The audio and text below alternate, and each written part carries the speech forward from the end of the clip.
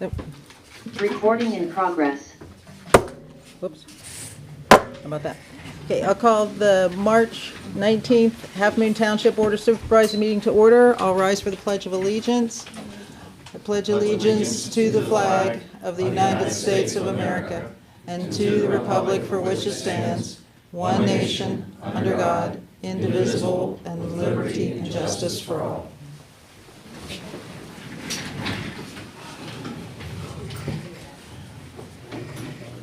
All right, welcome everyone. We will get started. We will start with public comments, and tonight, based on our agenda items, we will take comments for items not on the agenda, and also on, if there's any comments on items 4 through 6, as they are procedural or informational.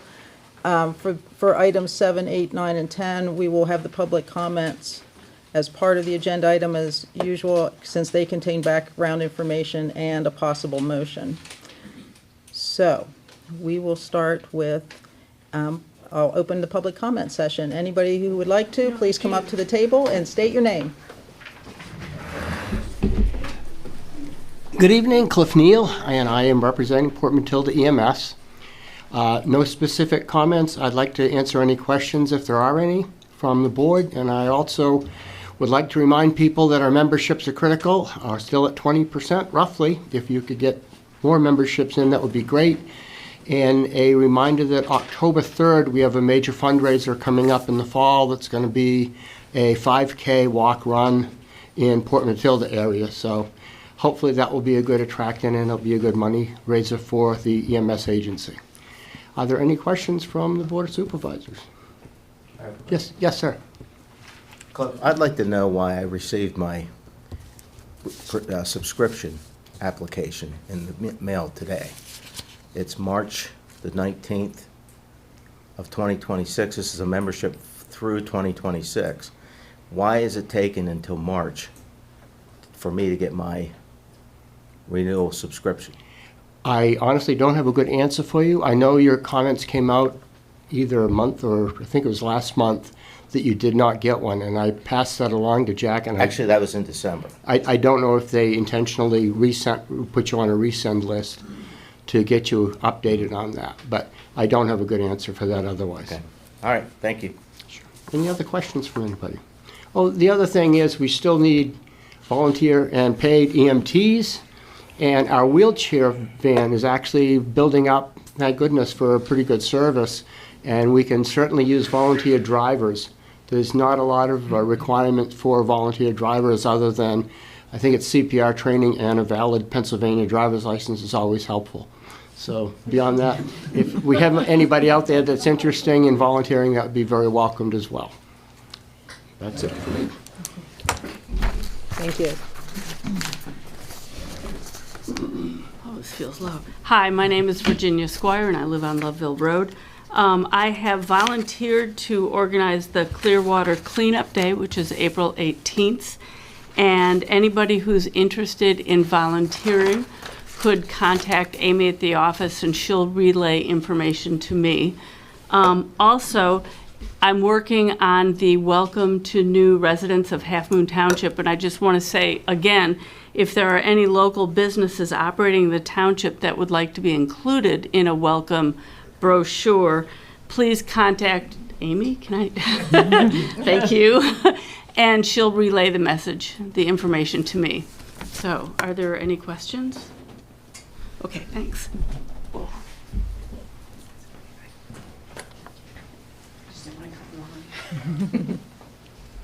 Hi, everyone. My name is Jennifer Pensick, and I'm the Executive Director of CenterSafe here in Center County. And I just wanted to take a few minutes. So CenterSafe is actually celebrating our 50th anniversary this year. So I'm trying really, really hard to make it a point to visit all the different townships throughout Center County and just share a little bit of information about what we do and make sure that people feel connected to the work and that they're aware of us as a resource. So Center Safe folks might remember us as the Center County Women's Resource Center. So we've been around since way back when in 1975, and we help not just women, it really is for anyone and everyone who's affected by things that we really don't like to think about, so domestic violence, sexual assault, and stalking. Unfortunately, that's not just Center County, it really is everywhere, but we see very, very high numbers of these crimes, especially domestic violence.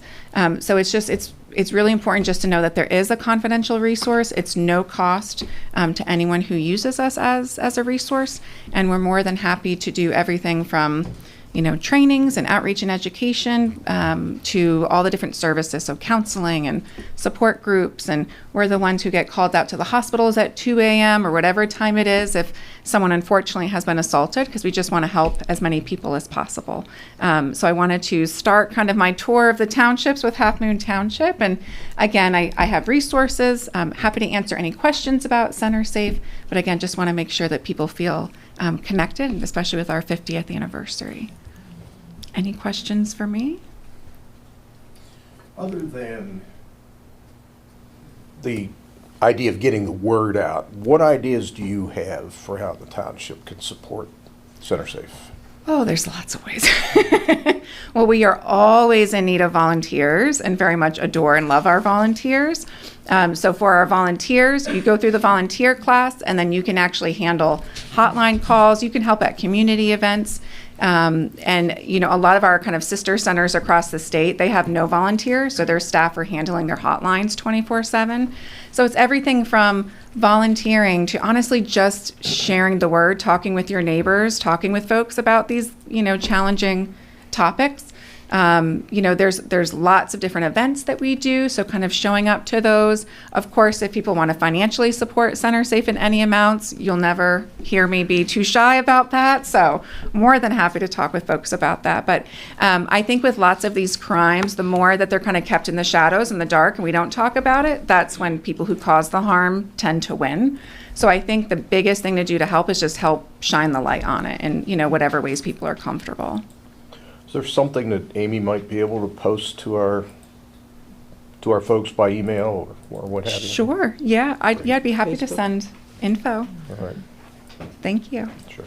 Any other questions? Yeah. Just because I don't know, how are you funded? Oh, that's a good question.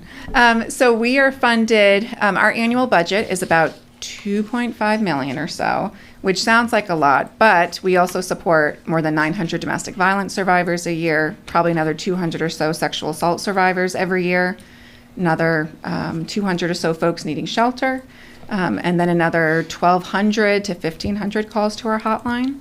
Of that kind of finance pie, about 77% of that comes from grants, so whether it's local, state, or federal grants. And then the other piece of that pie is more just people in the community, believing in our work and supporting us. So whether it's through events or just private donations, whether it's, $20, $20,000, whatever it might be. So definitely navigating, grants and funding. Working for a nonprofit is not for the faint of heart. I will say that, but we are very called to do the work. We are very called to do the work. Okay, thank you. Thank Laura, you. I have a question. Yes. So you don't receive any direct appropriation from the county or the state? We do. So there's funding that we receive, both local, state, and federal. So some of that comes from the county. We definitely receive state funding through our 2 state coalitions. So the Pennsylvania Coalition to Advance Respect, which used to be Pennsylvania Coalition Against Rape, and then the Pennsylvania Coalition Against Domestic Violence. So the state funding kind of gets funneled through those 2 entities, and then the centers across the state receive our state funding through those groups. So federal, state, and county? Yeah, and even local. So some local townships will contribute to us. We receive some funding just again from like private donors, but different Right. Areas. I'm too. looking more at what, Yeah. when you have a budget for your operation, does this, you apply to the state, do they give you regular annual appropriations? Yeah. So That's what I'm looking at, Sure. something that's guaranteed. That's separate than a grant. That's- Right. it's- Right. So yeah. So it's not all grants, but like in the state budget, for example, you'll see a line item called the rape crisis line item. It's kind of what it describes. It's for rape crisis services. So that goes to one of the coalitions, and then the centers get funding from that. And then there's a domestic violence line item in the state budget. And those two have to be separate, so we can't dip into both. So when there are no increases in certain line items for the state budgets, that really does hurt us, just because level funding really does mean cuts in different ways. So the federal funding, is that in the form only of grants? The federal funding primarily is more grants. So like our law office, we provide no-cost legal services through our civil legal representation project. That's fully federally funded, but it's through a federal grant. And is there a non-grant appropriation from the federal government? Not on the federal level. Okay, that's what I was Yeah. wondering. Okay. All right, thank Only you. grants sometimes. Thank you. Anything else I can answer? You have a Please. phone number, contact? Yes. Get out on this Well, and I program. also have brochures too. I always come with goodies. But yes, so our 24/7 hotline, but you can call that during the day too. That just goes to our business line. But it's 877-234-5050. So if you call that during the day, a member of our day staff will answer. But then you can also call that number after hours as well. Great, thank you. Thank you. Get that out there. And then I'll give the website too while I'm at it. So www.centersafe.org. That's CENTRE. It sure is. Sometimes we get mixed up, but that's okay. Do you take cell phone donations Um, of cell phones that have been erased? We do, yeah. Cool. There won't be much that you'll hear me turn down. I'm like, we will find a use for it. Sorry, thank you. Yes. I have a contact question for you. Does Center County 911 have, through their non-emergency, do they have you listed for a contact if they need to? Oh, absolutely. So we talk with 911 often, especially if we're getting paged out to the hospitals. But they know us well, absolutely. Anything else? Thank you. All right, thank you so Appreciate it. much. I appreciate it.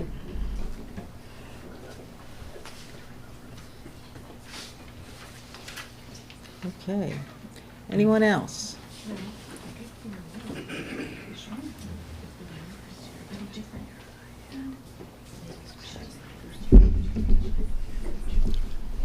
Good evening, everyone. My name's Bill Donnelly. I've been a resident of Halfmoon Township since I bought my property in 1989, built my house in 1992. And I've been coming to the supervisor board meetings on and off over the years, and I just want to send out my thanks and congratulations to you for running this office as you have in the last 2 and 3, 4 years. I think you're doing an excellent job. Keep up the work. I would say the same to you, Brent. Thank you very much for being a great tax collector and for you running our roads and taking over that mess that was left to you. I appreciate your effort every day. We're here in Halfmoon Township. 3,000 people we have as population. 27.6 is what's on your website, but it's from 2020. So I assume we're right around 3,000 people. We don't have much, 1,000 some plus homes that we take care of in those 3,000 people. You should know better than I. And we don't have much fringe on either side. We don't have a lot of foreigners in our county. We don't have a lot of handicap in our county. We don't have a lot of the edge of our society in our county. We are generally, by a population, similar in earnings, similar in thoughts, similar in ways. The United States government was designed to hire representatives for the 20 people sitting behind me, and I think it's a great system. It's based on beliefs and values and morals and standards, because that's what God put into our Constitution.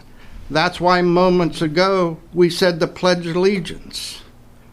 Because our country is led by that value, moral standard, and ethics of everybody to do the right thing. I bring this up because the elephant in the room is the Democratic and the Republican battle. In Halfmoon Township, our supervisors swing one way for 4 years and another way for another 4 years, and then back to this side for 4 years. But in reality, you Board of Supervisors are representing a core group of people in the middle. And we all operate under the same motives and are looking for the same things in our elected officials. Good judgment, ethics, standards, values. We're not here to listen to what the Democrats want to push this 4 years versus what the Republicans wanted to push the last 4 years. It's a battle that is starting in our country that has no value. It's going to split us to good and evil. And in a good and evil environment, no one wins. So I say that as a general concept, as an observer of this Board of Supervisors meeting over the years, that we must work together for the general population that is unified. We go to church on Sundays, we go out on Fridays and Saturdays, we hang out at Brothers on Wednesdays.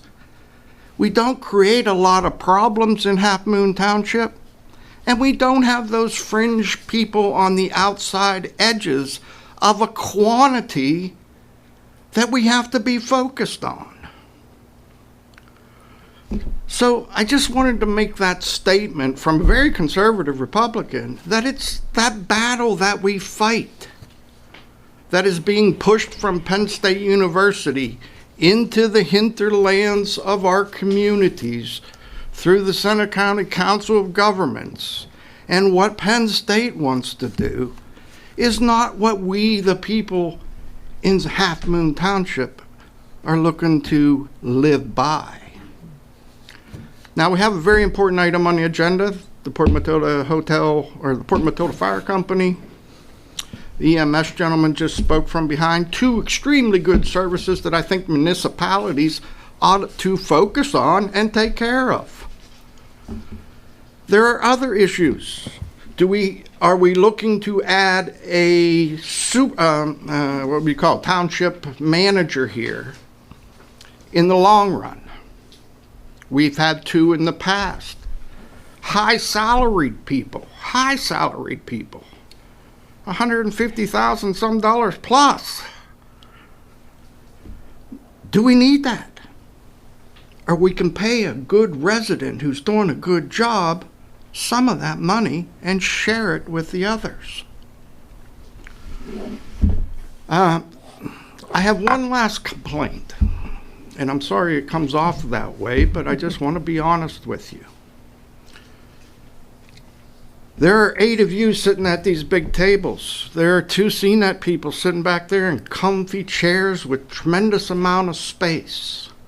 Yet 20 of the population that pays the bills around here is consolidated into a tight 2 rows, and it happens every time I come to a meeting. I think that we need to share this space and open up for an opportunity for 40 to 50 people to come into these meetings and prepare for it. Because more and more of our citizens are looking to get involved in what you're doing. I think that flag should be in that corner where we can all see it, unfoiled instead of rolled up in the corner. So I say those as suggestions. We buy nice furniture for you. Each has a table and a big comfy chair. But the population who pays the bills is sitting back here knee to knee, shoulder to shoulder. For some reason, I don't understand. Any questions? Comments? Thank you.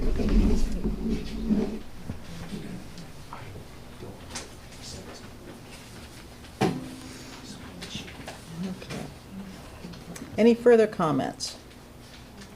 Okay, we will then move on to agenda item number 4, our reports. We'll start with authorities, boards, and commission reports.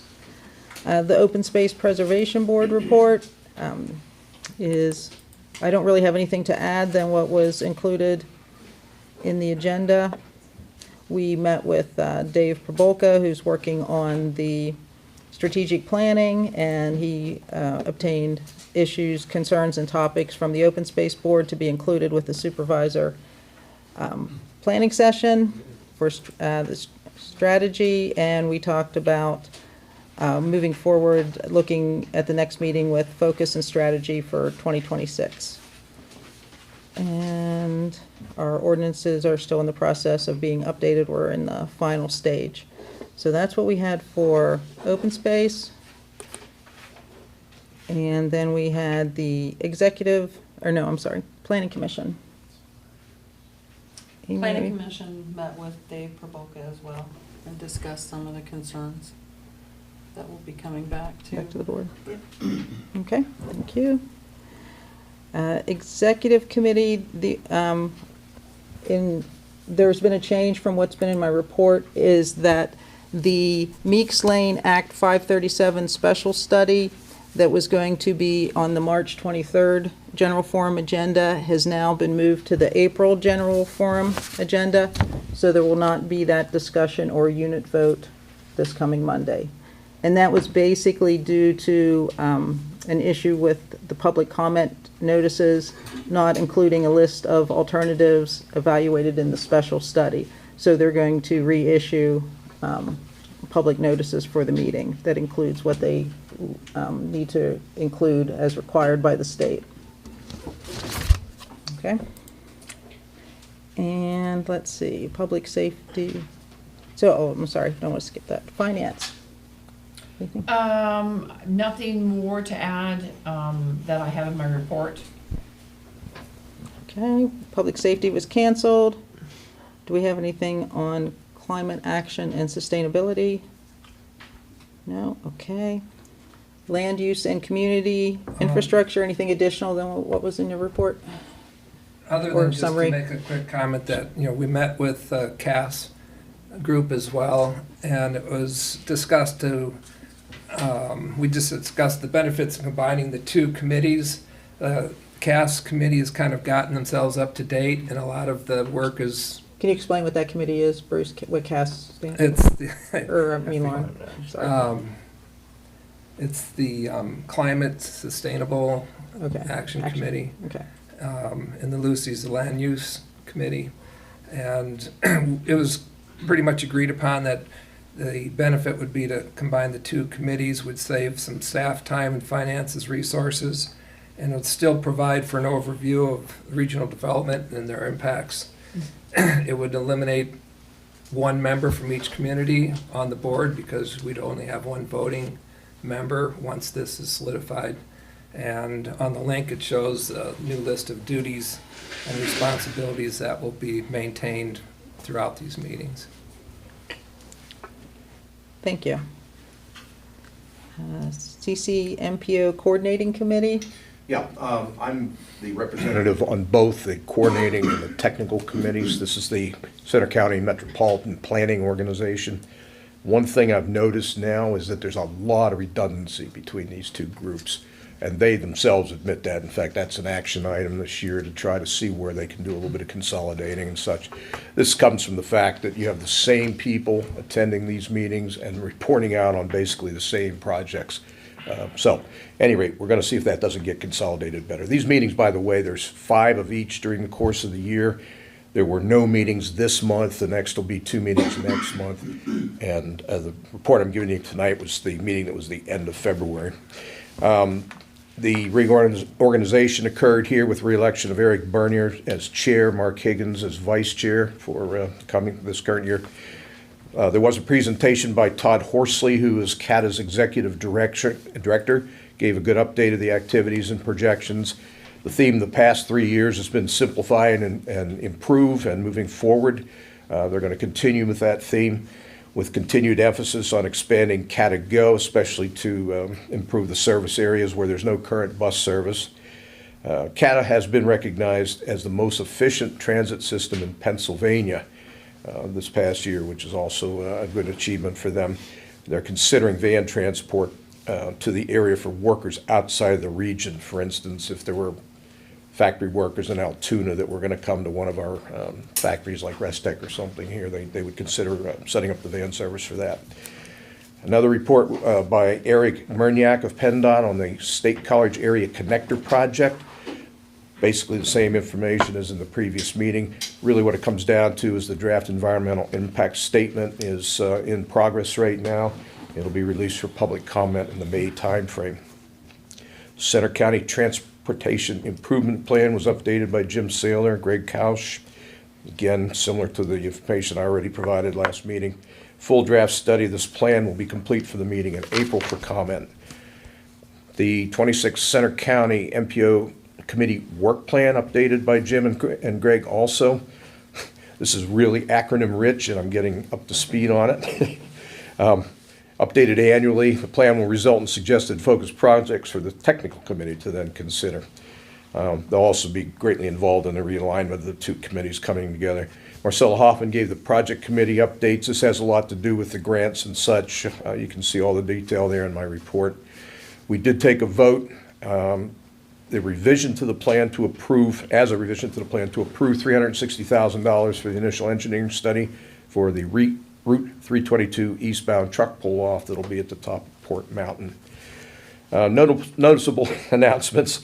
Again, this is dated, but the MP 101 discussion, which is where we learn all about the acronyms and the structure and who's what and who begets what, that was held on the 16th. I was available. I was attending that meeting remotely. I do have the full slide pack available from that. I'll turn it over to Amy to post somewhere that would be available for folks that want to participate. CCMPO will conduct a transportation grant workshop Monday the 30th, 6 to 8 p.m. at the COG building, room to be determined. And for anybody interested in the overall grant process, which could benefit us as well, this is, how to make a grant application competitive, how to align projects with plans and data, and how to build a realistic scope and budget. I do plan to attend that one as well. That's it. Okay, thank you. Upper Bald Eagle, Halfmoon Cog. Can I ask a question? Okay. Bruce, I wanted to ask something. You said that they were very pleased with CATA because it was a very efficient system. CATA bus used to come out here, and I know it was not heavily used, but I think it might have been important to the people who were here. And now they're considering extending a van into Altoona, and yet they've canceled it for a Halfmoon. I was just wondering about about those contradictions. It's good feedback. I'll make a note and I'll contact Mr. Horsley with your comments. I can do that. He's given us his information. If I get a response, I'll certainly let you know. But you don't have any comment on it? He made a presentation. We didn't have any input to it, basically. He just presented what he had. Of course, he asked for questions, but that's not something that I thought to ask. Okay. Upper Halfmoon Bald Eagle Cog. Nothing more than what's in the report. Okay. Let's see. We don't have any links. Anything on the Park and Rec Governance Committee? No. Spring Creek Watershed Commission. I think we'll hear about that in a little bit. CNET Board of Directors. Okay. Department reports. Township Secretary. I have nothing in the report. Okay. Brett? Yeah, I have nothing to add. Unless there's Okay. questions. The reports were very good. Thank you. Yes, Helpful. thank you. Okay, that brings us to number 5, consent agenda. If there's no request to remove anything from the consent agenda, I will accept a motion.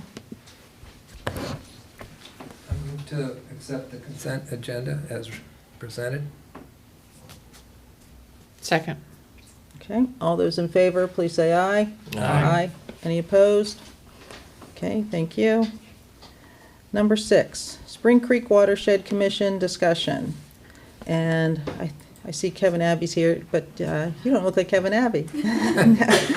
So I believe there's been some change, so if you would like to introduce yourself and explain what we're up with here with the Spring Creek Watershed, we would appreciate it. Yeah, Thank you. of course.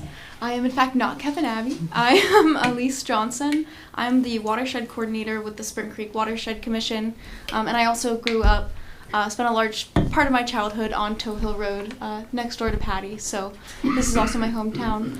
But tonight I'm here to give you an update, and we also have Deb Escalette, the Watershed Commission's AmeriCorps member, and Randy Brackville, the chairperson of the Watershed Commission. They are also here to support. But we are going to focus tonight on the discussion of SCI Rockview closure and the land conveyance. So, as many of you may or may not know, SCI Rockview, the Department of Correction underwent some conversations and decided to close that almost a year ago. And since then, just a couple weekends ago, the facility officially closed, and so the inmates have been moved off and everybody's job has been transferred who was working there. So now that the property, which is over 5,000 acres, is out of the Department of Corrections, it now moves to the Department of General Services under the governor's office. So I'm going to give you a little update about some of the conversations that have been happening so far. And I believe you were provided with a letter that is going out in the community. But whenever they decided that they were going to close Rockview, the Watershed Commission and our public nonprofit partners all started kind of having conversations about what's next, because there's not really a defined process for land conveyance within the state. So back in May, the Watershed Commission, Clearwater Conservancy, the Chamber of Business and Industry, and College Township and Benner Township started conversations about what needs to happen for this land. And an environmental assessment was completed by Shane Adams at College Township that identified some of the high priority areas for conservation, which is areas with high groundwater recharge and the headwaters of the Logan Branch, and then areas that could be potential for development.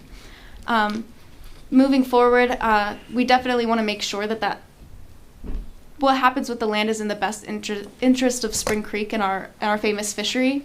That's a lot of land, and the biggest issue in this region is stormwater runoff. If the stream gets too warm, it cannot support the trout. So we're definitely keenly interested in protecting the water resources that are on that property. So conversations have happened with some of the primary stakeholders, and then we've also been meeting with the water authorities, different conservation partners, and a lot of the conversation has accumulated in a letter that was written by Clearwater Conservancy stating some of the possible uses of the land, and the intention is to start a conversation and set a precedent for a transparent process moving forward with this land. So that letter, I believe, has gone out or is soon going to go out. The Watershed Commission was involved in the conversations leading up to that. There's several supporters of the letter with the different conservation partners here. So moving forward, we definitely want to have more interaction with the municipalities so that the watershed community as a whole can be represented in this, what could be a longer process moving forward. So we're here tonight to answer any questions that you might have about the letter, and then there's no direct action right now besides just to open conversation and try and provide you a report with what's happening with one of our resources in the land. So, thank you. Yeah, does anybody have any questions about the letter or the property? Open it up to the board if anybody has anything for Elise. Otherwise, we'll look for more information in the future as this progresses. Okay. Thank you. Thank you. Thank you.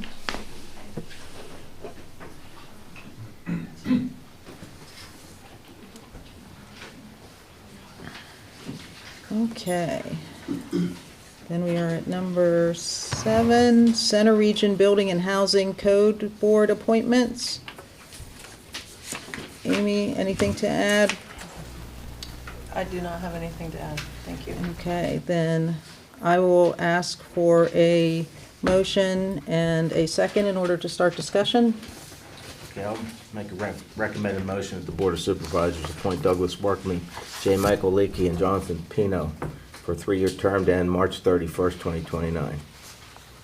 Thank you. Is there a second? I'll second that. Okay, we have a motion.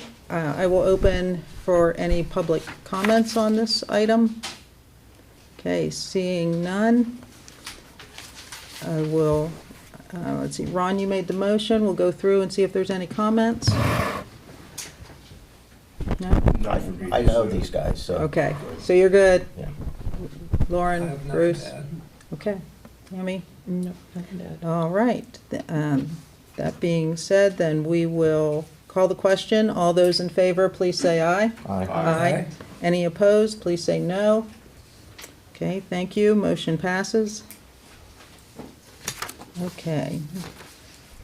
Number 8. Stein Agricultural Security Area Request.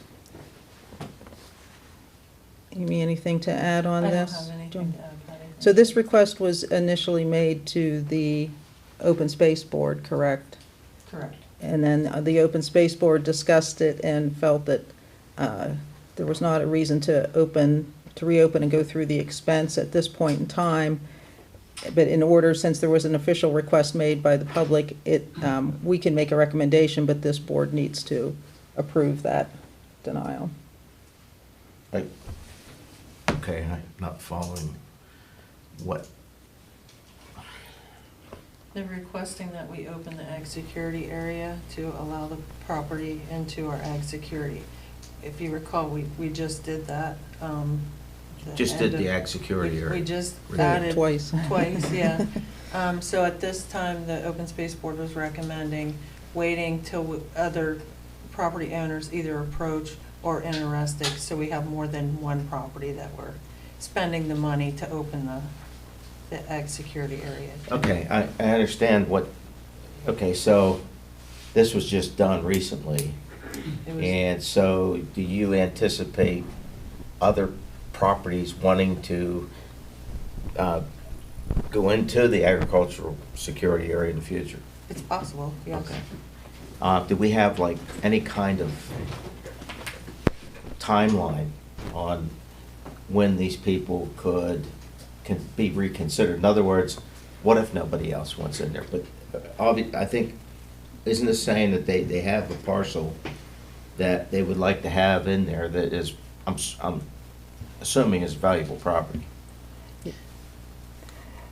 The main reason, Agriculturally yeah, the speaking. main reason we closed it at this point, is that for the property, we would most likely partner with the PACE program if there was a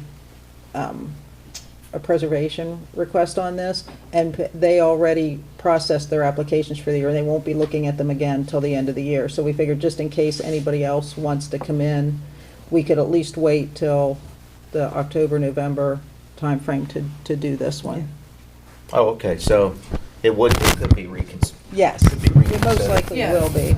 Yeah, I mean, we're not saying absolutely not, we're just Okay. at this time, All right, so, but we have to take this action just because they made the request. to delay it until the appropriate time. Is that what I'm hearing? Okay. All right. Okay. I will entertain a motion, and then we'll see if there's any further discussion. I'll move that the Board of Supervisors decline reopening the agricultural security area at this time to include the Stein property and instead elect to wait to coordinate with other eligible property owners to make reopening the process more cost-effective and strategic. There is a cost associated with opening that ag security area, just so people are clear on that. Yes. Is there a second? Second. All right. I will open public comments on this item, if anybody has any. No? Would you like to come up, please? It's actually a question rather than a comment. Okay, well, Do you want me to come up there it's still and part ask of the question? comments, yeah. What? Please. Yes, come on.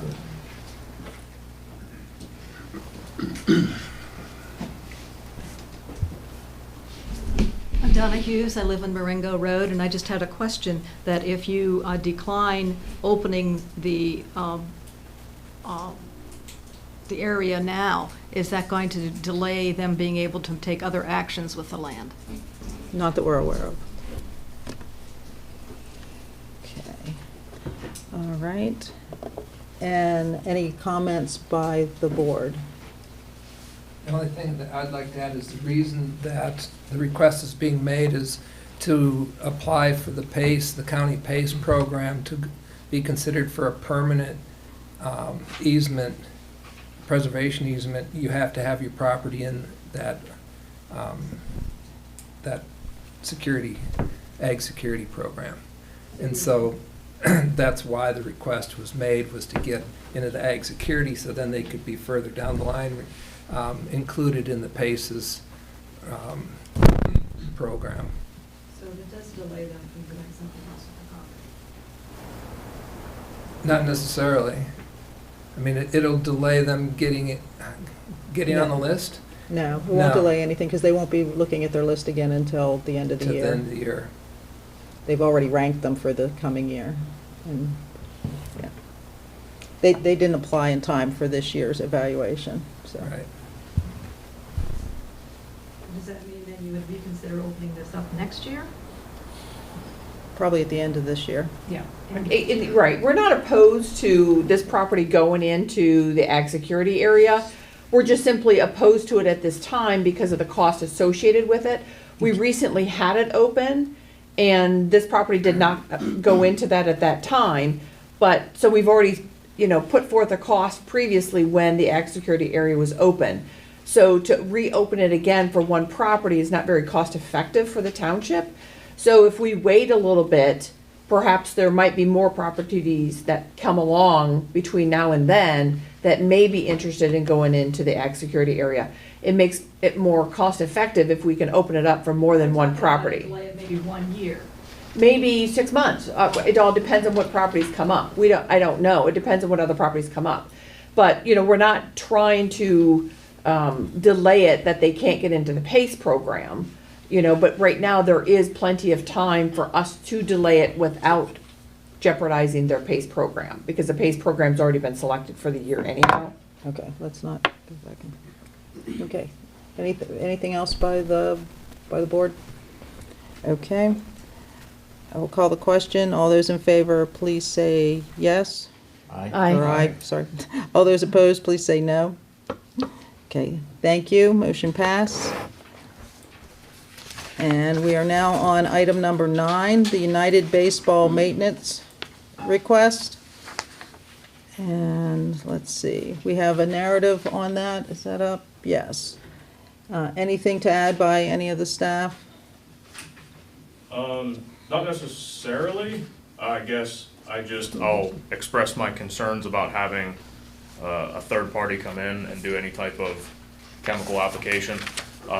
It has happened in the past where we don't always receive proper notification, to where we can get notice out to residents and post the area that needs to be treated, which is a legal requirement, that there is a period of time where that piece of property needs to be closed for re-entry and things like that. So like I said, when there's a third party involved, communication doesn't always happen. I'm not saying this will be the case, but that is my concern. And we do have people on staff to handle these issues. So like I said, just wanted to express my concerns over this, but other than that, happy to Okay, answer any thank questions. you. Have a question. Oh,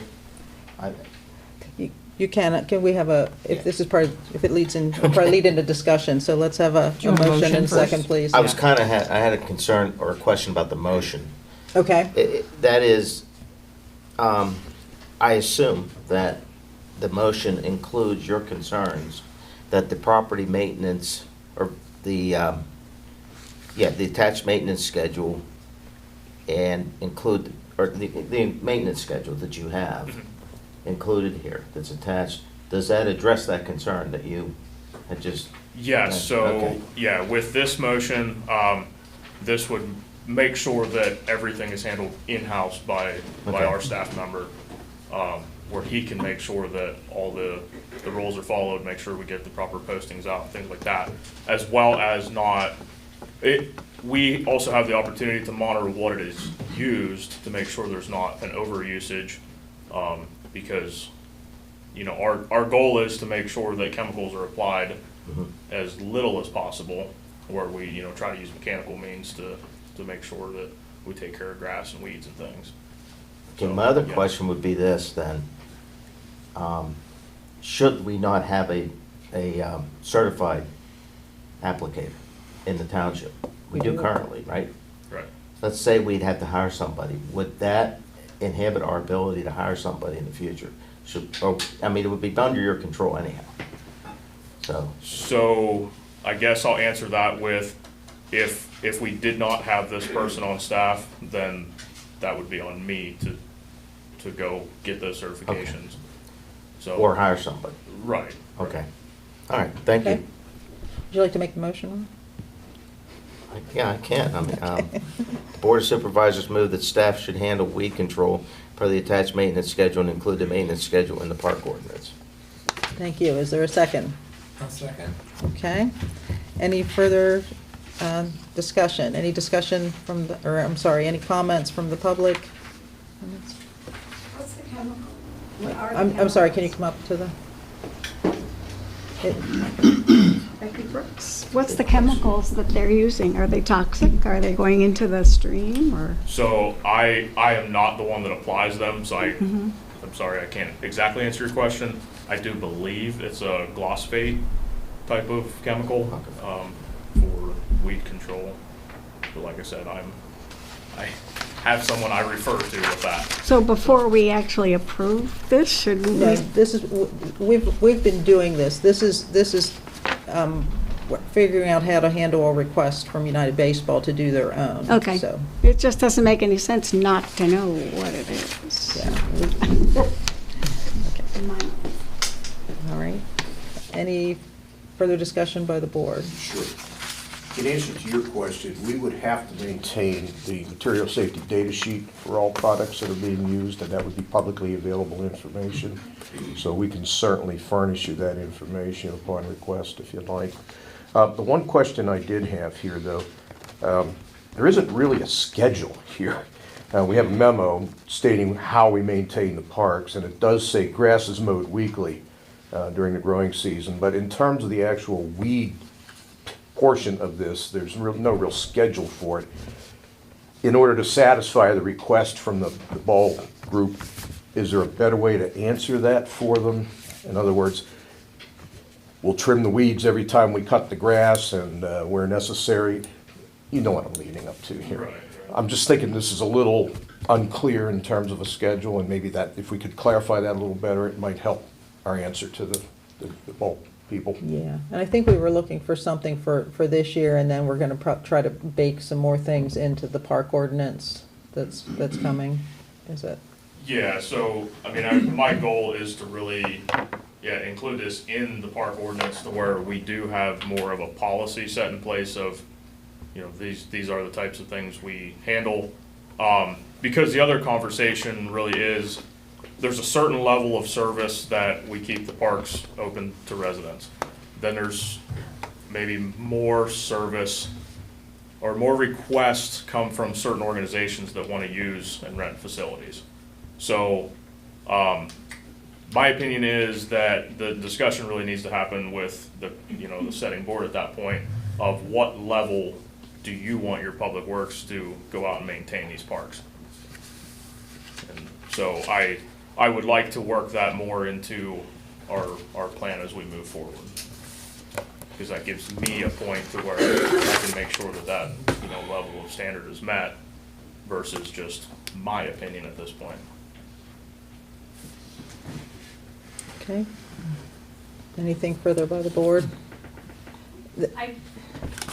Okay. No. It's really not back and forth. We have comments at the beginning and, okay. I really think that the public should be able to comment and participate in a discussion. No. Which one? You can. One is ongoing. You can have comments at the beginning of the item, but it's not a back and forth. It's the board listening to the comments and knowing the background information and then discussing and determining the motion. Okay, but what if things come up in the discussion that Then the you can public would like to add to or ask questions about? You can come up and state those, but during the public comment section. Yeah, but if you don't know what they are Right. going to say, how can you ask the question in the comment Then- period? That's, because then it becomes a back and forth and a mutual or a back and forth, not the board listening to what was said originally and then making the decision. Madam Chair? Yes. Just clarification. Don't we, our process here, which is newly established this year, we do have, for each agenda item, we have public comment. Yes. But this was on the agenda, and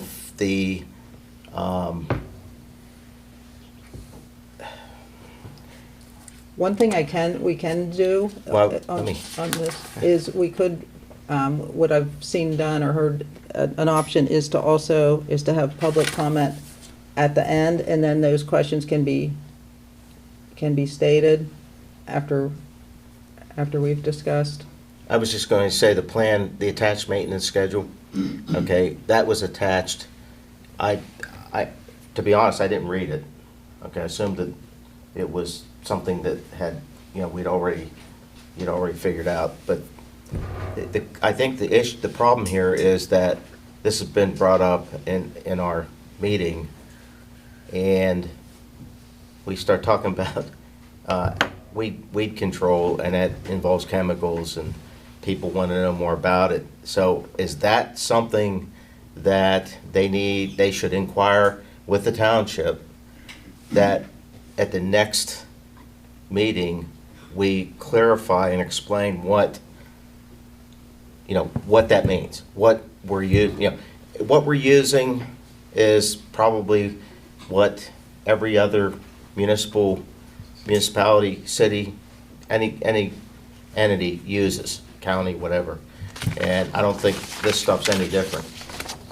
In terms of what is required for protecting the aquifer, the streams, et cetera, certification requires applications to be done with that in mind, to protect wetlands, streams, and there's certain areas, and they're trained to know where they can put this stuff and where they can't, and then how to do it, how much to put down, and how to protect the public from exposure to it. So I just wanted to. Yes, you're right, Ron. The questions can come in even after the meeting, and then we can follow up, accordingly. I can see the concern on people's Right. faces. That's why I thought I wanted to Right, say but I understand. I just want to point out too, that the motion and the agenda item isn't a matter of whether the township is going to use herbicides or not. We already use herbicides. That's independent of this Right. motion. The motion was whether we allow the baseball organization to hire an outside entity or we do it ourselves. That's the core That's issue. the motion on the table. Yeah. That's the discussion. We already do herbicide control within the township. That's nothing new.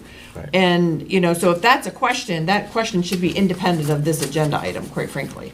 So, and that question could have been asked just with reading this, it could have been asked in advance. But I just want to make sure that what we're talking about is not whether the township does it. We already do it. It's whether we are allowing a third entity or a second entity to hire an outside party. That's what we're not allowing. We are doing it in-house. Continuing to do it in-house.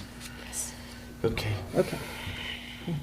All right, I have a motion and a second. All those in favor, please signify by saying aye. Aye. Any opposed, please say no. Okay, thank you.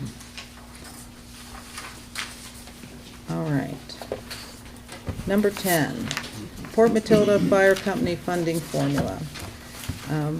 Ms. Perkins has our Bold Eagle Halfmoon Council of Governments. Would you like to add anything or to the narrative before we get a motion? Yep, just to review the narrative, working with the Halfmoon Council of Governments, the Bald Eagle Council of Governments. This has been a conversation for many, many years, trying to have a funding formula. There's not a funding formula in place now, and so we have finally come to consensus of a formula that brings all 5 municipalities to the table. Other municipalities within the Council of Governments have agreed to the formula. Our conversation got delayed until this month. So Halfmoon is the outlier right now in terms of agreeing to the formula. Once we do that or don't do that, then it goes back to the Upper Bald Eagle COG for a vote. Can Can you do a summary of that formula so we can understand it? Yes, it's in the narrative. So if you look at the narrative, the funding formula currently brings in, if you look, it brings in taxable property and it brings in population and coverage area based on that population. So those are the factors, and you can see the percentages related to that. And the funding formula is specific to percentages based on those factors. It's independent of the budget. This is just a formula that gives a percentage of what each of the 5 municipalities contribute to the fire company. Okay. Before we get into discussion, if Ms. Perkins has nothing else to add, I will ask for a motion and a second. I make the motion that the Board of Supervisors acknowledge and approve the 2A factors of the Upper Bald Eagle Halfmoon COG funding formula to be taxable assessed value and population. Okay, and is there a second? Second. Okay. Now I will open public comment with comments specific to the motion on the table, which is the funding formula. Okay. Seeing no, okay.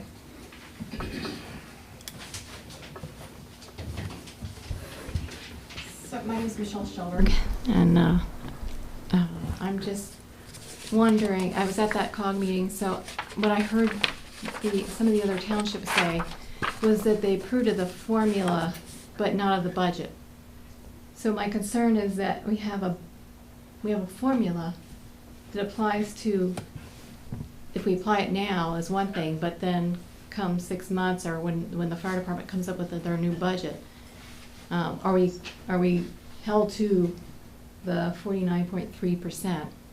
And then I have a problem with the current budget, including the fire department's budget. Okay, this discussion is just on the funding formula, not the budget. Well, it's about the funding formula because it applies to the budget.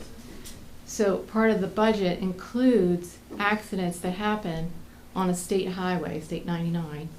And I don't think township residents should be held accountable to pay a percentage that includes a budget that has nothing to do with our township. That's a state property, the state road. When accidents happen on the state road, I think it should be that part of the budget should be paid for by either private insurance or the state, since that's state property. And that, I think, is a huge portion of the budget. And I know that may not be something that's done now, but I think it's something worth working with our legislators. Senator Langerhawk is actually part of the head of the transportation.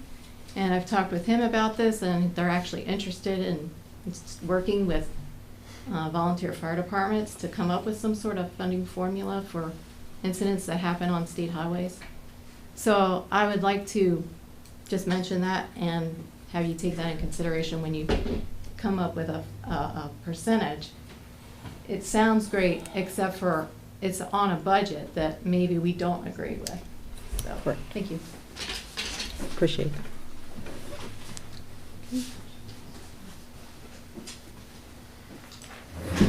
Hello, I'm Roseanne Hoover.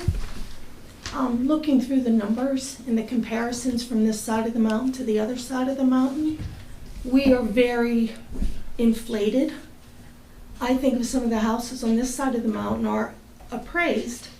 It's unrealized gains because it's State College, but it would cost the same amount of money to replace that same house here or there. So why is there such a big difference between the assessed values if that's what this is being put on? A home is a home.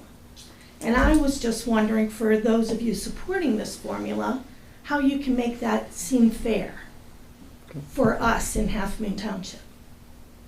Okay. If any of the board members would like to respond to your question when it's their turn, they will do that.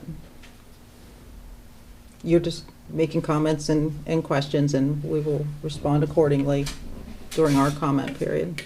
Okay.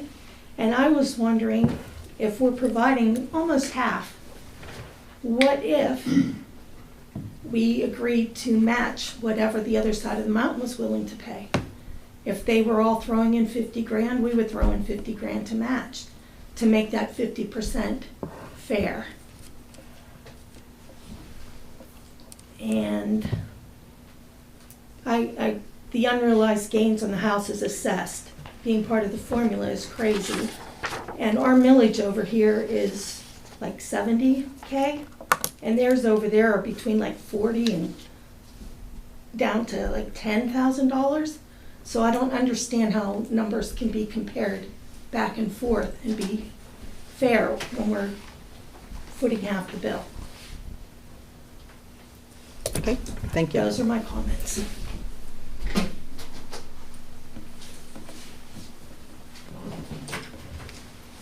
Okay, seeing none, I will, Mr. Nauman, you made the motion. Would you please start? I'm supporting this because it's just the first part of about a 5-part series of conversation and approvals between the Upper Bald Eagle, Halfmoon, COG. This, I don't think, sets anything in concrete. It's a working tool to try and come up with a formula to work the numbers. There's no numbers involved right now. With your comment about assessed value and replacement cost value, those are two big, those are different things. Doesn't matter where the house is, cost of replacing it is the same no matter where you live, but what the county is assessing that value at currently is a standard comparison or standard amount that is assessed by the county or by your township.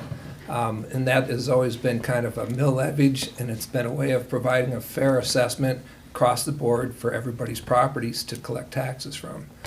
So I don't think I could compare the replacement cost over here, over there as part of a formula, because the materials cost the same for everybody. The size of the house and the quality of the build is what's going to change the value.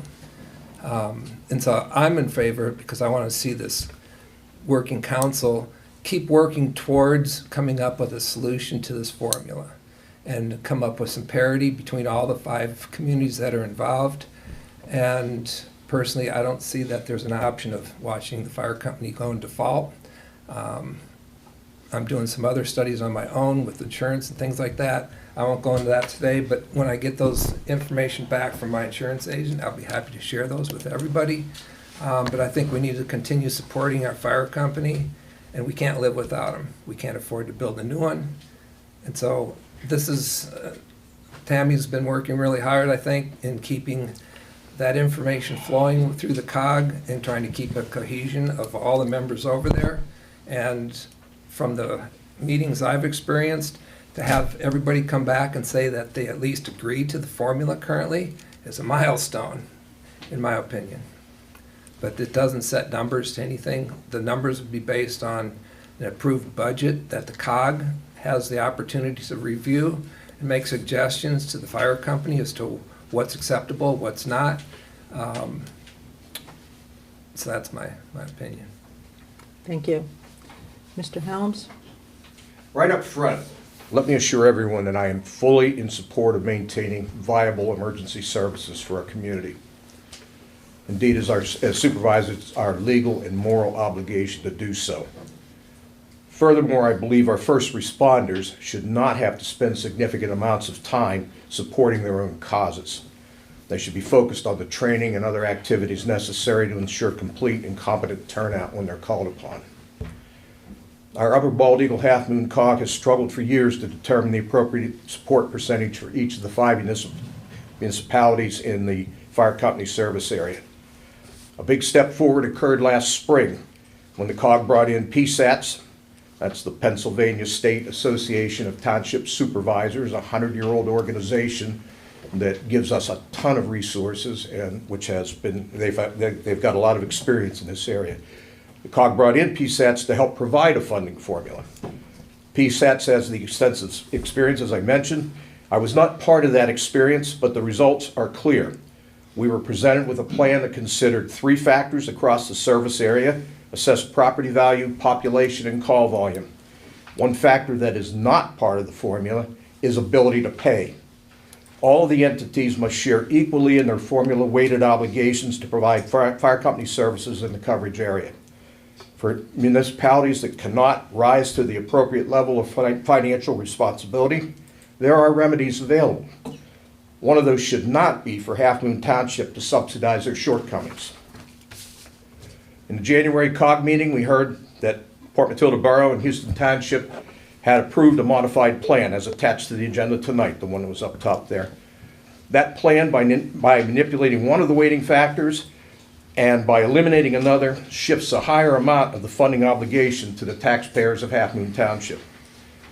In the March COG meeting, we heard that Taylor and Worth Townships had also approved the modifying formulas, but they would not be able to pay their obligations under the formula. Houston then said that was also what they meant. Worth Township went on to further say they didn't even want the formula to become part of our agreement with the COG with the fire company. Kudos to Mrs. Hughes, who challenged the position of Taylor Township. After some discussion, Donna asked, "Does this mean that you're not willing to pay your fair share?" And the answer was yes. Fellow citizens, I have to ask myself, as I challenge you, what's the point of approving a funding formula that at least 3 of the participating municipalities have stated they won't follow, even though they approved it? We all want to have a fair formula. The one before us is not. I yield back. Thank you. Ms. Perkins? Yeah, I just want to state that, as stated, the approach does rely on 2 primary factors that's been stated above. In doing so, this provides a more equitable, straightforward means of distributing the financial responsibility. Currently, there is no set funding formula that is used by the Upper Bald Eagle COG and the fire company. This funding formula does give us accurate and set data points. We can go to those data points at any time, at any year, and get updates on them. If you look at the percentages, since this is what the formula is based on, the percentage that Halfmoon contributes is relatively unchanged from the previous percentage when you look at the current budgets. I see the process of this formula and the funding as such. 1, we adopt a funding formula. 2, we work with the fire company to develop an accurate, realistic, and sustainable operating budget. 3, we incorporate the funding formula into the bylaws and the articles of agreement. 4, we determine how Halfmoon will fund their portion of the budget based on the formula. 5, we determine at what rate Halfmoon can get to the full funding level, and of course that's going to depend on a budget that we previously worked on. I see the first 3 steps in collaboration with the Upper Bald Eagle COG. I see the last 2 steps, 4 and 5, is independent. Those are steps for Halfmoon to work on independently of the other municipalities. Okay, thank you. Mr. Civello? Well, I have to disagree on the, first of all, the agreement by the other municipalities to accept this funding formula. If they say they accept it, but they say they're not going to participate in it, or they won't pay that amount, then they haven't accepted it. Number 2, when we talk about percentage differences between what we, basically the percentage of 47.43% up there as our share, and that not being much different than what's being proposed tonight, there's a problem with that. And I'll tell you what the problem is. The 47.43% is 47.43% of the $157,341, which is the amount that the fire company actually got for 2026. Their budget request, okay, was a lot higher than that. It was $191,600 and some dollars, okay? The problem with saying that the proposed percentage is not that much higher than the current percentage is, what are you applying it to? This 47.3% is applied to the $157,000. I have every reason to expect that the fire company will present a budget that's at least as high as the one they provided this past year, $191,000. Now, if you take that 49.3%, multiply it times 192, let's say $192,000, okay, you end up with a much higher number. You end up with, $94,000, or I had the actual number calculated here. You end up with $94,403 for 2027 where we paid $74,000 for 2026. So we can't tell what the money they're going to end up with for 2027. We won't know that until 2027 or the end of 2026. As far as the health of the fire company is concerned, they are in pretty good shape, and they have been. And I'm going to give you an example why I say that. Year after year, for several years now, they have underspent their budgets.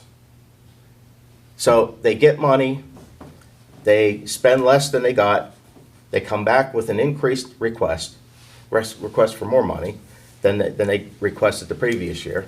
And that keeps happening, but there's an underspending going on. That tells me that they're in pretty good shape. Yes, it's our obligation to provide for emergency services. I agree with that 100%. My insurance policy premiums depend on having a fire company.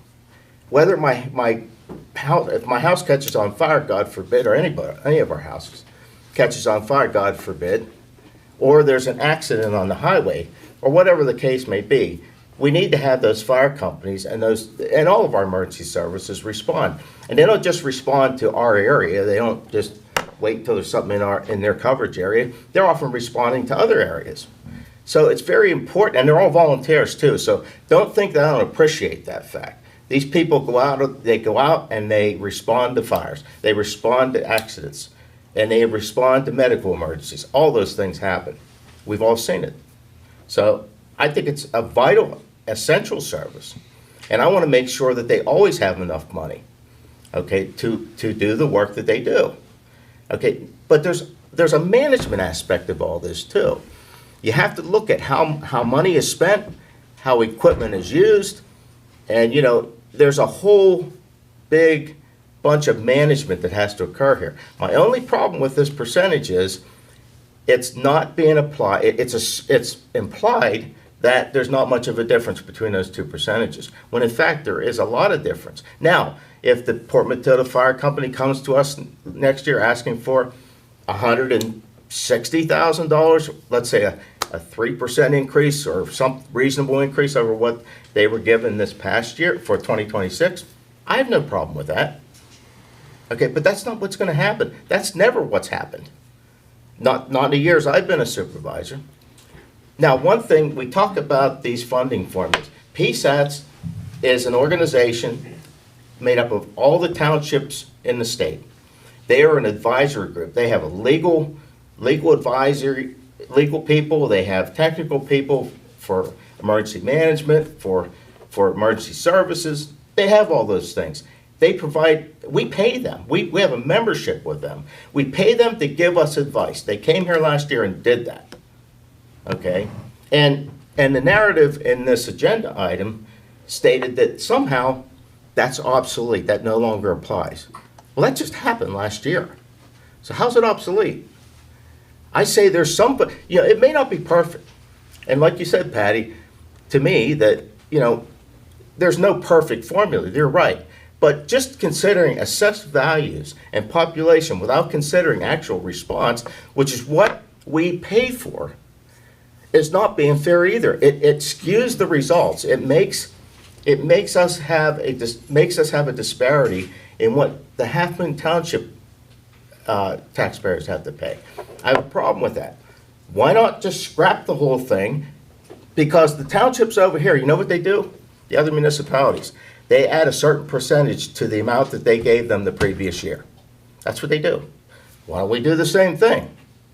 Why not consider a core CPI and says, well, we'll just increase the allocation by 3%, whatever that number is, okay, and be done with it. We know the costs of things go up. We all pay more money all the time for stuff. So why not just give a percent increase every year and be done with this? These funding formulas, they don't make sense because the other people won't accept them. They can say they're okay with it. They can say they're okay with the funding formula, but they're not going to participate. Well, what does that mean? That means they didn't accept it. Are they going to sign a contract that says they're going to accept the percentages that are shown here? No. And they've said so in the meetings. In fact, they don't even want to see a funding formula. And what they've said to me when I was on the Upper Bald Eagle Halfmoon COG was this: We are going to give them a small percent increase, and that's all we're giving them, based on what they gave them the previous year. That's not a funding formula. That's a commitment to give them slightly more for the next year. The other thing is that hasn't even been discussed. The Portland Fire Company always has the right to come in here and go to any of the municipalities and ask for emergency funding should they need something and that they weren't anticipating. Okay, what does that mean? Well, they can come in here and say, we have to buy this. We didn't budget for it, but it just came up, and it's going to cost $100,000. Would you guys give us $25,000 or $30,000? They can come in here anytime, and they've often gotten money from us in that way. I'm not saying there's anything wrong with that, but what we got to understand is, if they're going to have a budget, that budget needs to take into consideration all contingencies. They have capital reserve funds. They have a few of them, actually. And that's what those are for. And that's what the Fire Relief Association is for, too. They're sitting on Madam Chair, I $200,000. think we're getting off topic. No, I don't think so. Well, Ron, you have 1 minute from your 10 minutes. That's fine. I just wanted to point out that there are other factors here that are not being considered. So I can't support this percentage because it's based on a budget request we have not seen yet. And if we see one like we saw this last year, that dollar amount for Halfmoon Township is going to be much higher than it was for this year. I yield. Thank you. Okay, thank you. Is there, I'll go around for does anybody have any new for their second round, any new or different or additions? I'd like to respond to one of Ron's comments for the acceptance of this formula by the other townships, and that would be, once it gets approved here or denied, it's going to go up for discussion with the fire cop, and it's going to have to get approved in their discussion for it to even go any further. We don't know if that's going to happen, but Yeah. we're just going to be adding to the query that we have 4 out of 5 communities right now that have technically accepted this formula. If we accept it, then it can go to the COG for discussion amongst the COG members, and it may die there. I don't know. But I'm willing to let it play that out to that point to see if the fire COG will actually get commitments and work towards getting it into the agreement. Right, and Just real quick to reiterate what I said. We heard them all accept it, and then at the same time say they're not gonna follow it. To me, that's contradictory. I don't believe they all said they weren't gonna follow 3 it. of the 5 have so far. I think it was just 2. I was there, I heard it. They're gonna work towards it. It was acknowledged, and even we said we'll have to figure out, depending on the budget, what we can meet, but they are willing to work towards it. I didn't hear that Well, this is part. the notes from the last COG meeting here. What I think they're talking about right now. No, this Okay. All right. I have a motion on the table and a second. I'm going to call the question. All those in favor, please say aye. Aye. Any opposed, say no. No. Nay. Okay, motion passes.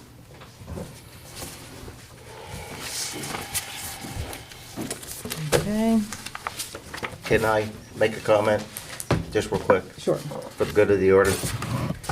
I think it would be more beneficial to the fire company for the municipalities to give them a standard percent increase each year. That's predictable. And that's based on their actuals. And that's more predictable than any funding formula. That's all I wanted to say. Thank you. I'll take a motion I to move to adjourn. adjourn. Okay. Adjourned.